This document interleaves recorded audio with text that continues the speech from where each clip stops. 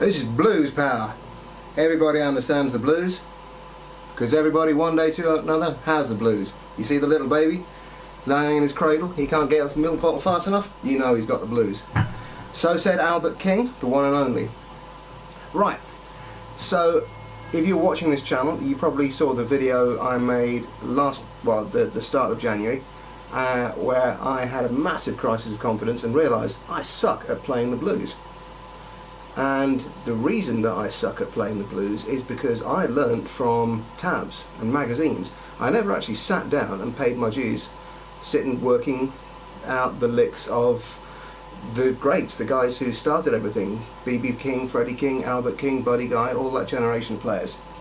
So rather than practicing technique and exotic scales and things in 2020, I have been doing what I should have done in the first place and transcribing the licks, in this case, of Albert King. And I've done quite a bit actually. From, let's see, from here to here, all that. That's a good 30 odd pages of tab written out by me. Now, what have I learned? Well, I've learned a bloody hell of a lot about string bending, I can tell you that, and I've worked my way through quite a few strings. E's, B's, even cracked a low E today. And I'm going to share one or two of the little technical things I've picked up, because it's very, there aren't things I think that you can really get from conventional musical notation. They're kind of subtle microtonal things. The first thing I'm going to show you is, well actually no, the first thing I'm going to show you is the Albert King lick. Now, this is very much a signature pattern that he plays in every single song I've transcribed. I'm going to show you it in its most basic form, which I first encountered the first song I transcribed, which is I'll Play the Blues for You, which is 12 bar in G minor. And here's what he plays.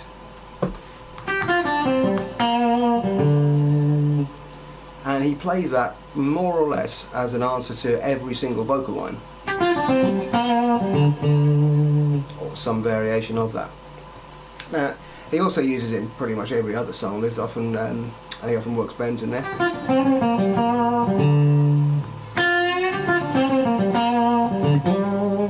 Little variations on that, but you get that core rundown, and yeah, I think you really do need that to authentically play the blues. So, in today's key of G, I'm going to start with the root note up here on the 3rd fret high E. Then I'm going to work my way down the minor pentatonic. 6th fret B, 3rd fret B, 5th fret G, and then here's where we're going to take a detour. We're going to skip out the 3rd fret G and go straight to the root on the 5th fret of the D string. Now there's a couple of ways around this in terms of fingering. You can go, now I've used my 3rd finger for both 5th fret notes. I've just done a little roll, I've leant back for the G and then rolled forward for the D. I don't like doing that though.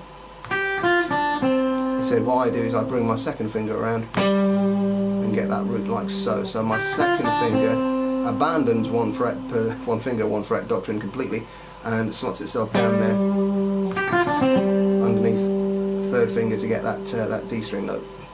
Second half of the lick starts with the minor 3rd, that's the B flat, here on the G string, and he bends that usually about a quarter tone or so, and that's a really subtle sound. And what you're doing is you're going in between minor, there's the minor 3rd right there, and major there at the 4th fret. We are in between those two, and in between those two, that's where the blues lives. And then he finishes that with 5th fret on the D and 5th fret on the A. You can see I'm using the same fingering ideas there, although so you can use that 3rd finger roll.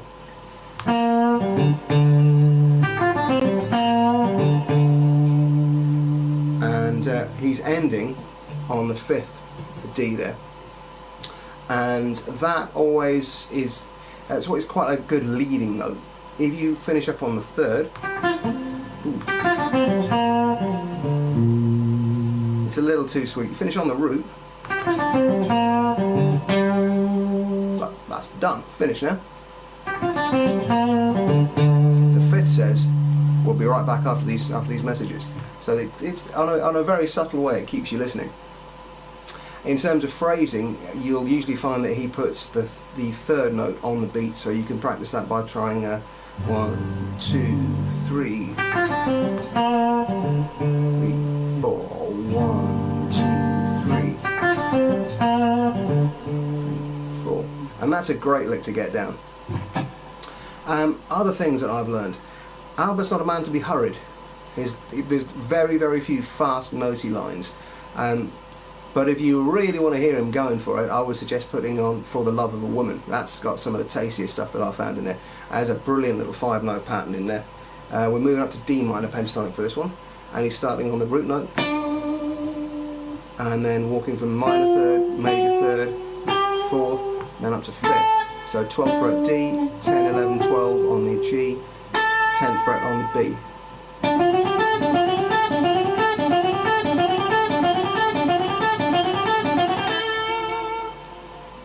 And he actually takes an entire 12-bar chorus just doing that lick.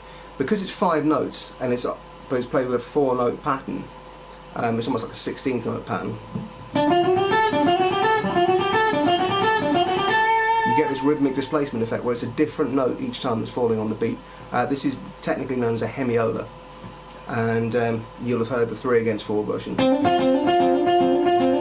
at least you have if you listen to any music from the 90s.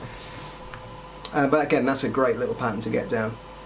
One of his signature technique, though, I think, is his movement, his microtonal bends.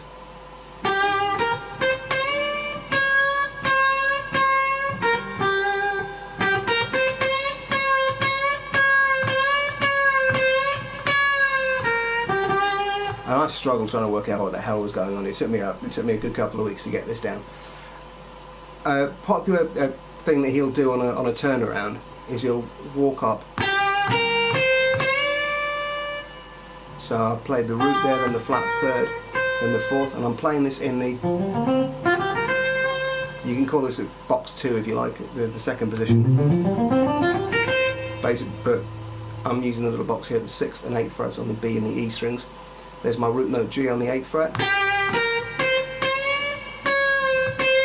And I walk up 8th fret B, root note, B flat, flat third at the 6th fret on the E, C the 4th on the 8th fret with a high E, bend the 4th up to the 5th, then let it down just fractionally.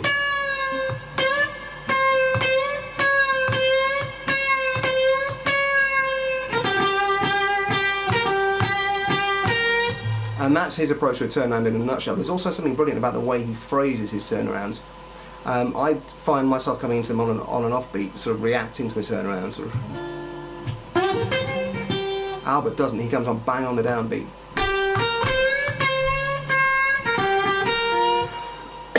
So trying to force myself to copy his phrasing and come in on that downbeat. I think that's one of the reasons he sounds so authoritative. He's on that beat. He's not reacting to the chord. He's riding right on top of it. Right, well, hopefully that's made a little bit of sense. I've certainly learned a great deal this month. It's been an awful lot of fun.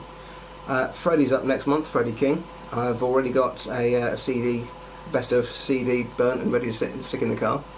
So I'm going to play you out with the same backing track that I used at the start of this month, and then I'll leave you to decide whether actually I've got any better.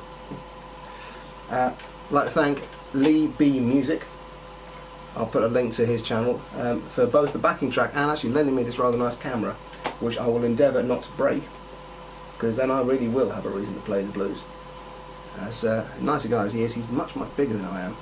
Anyway, I'll play you out internet. Hope you've enjoyed this. Like, subscribe, you know the YouTube drill. I'll see you soon.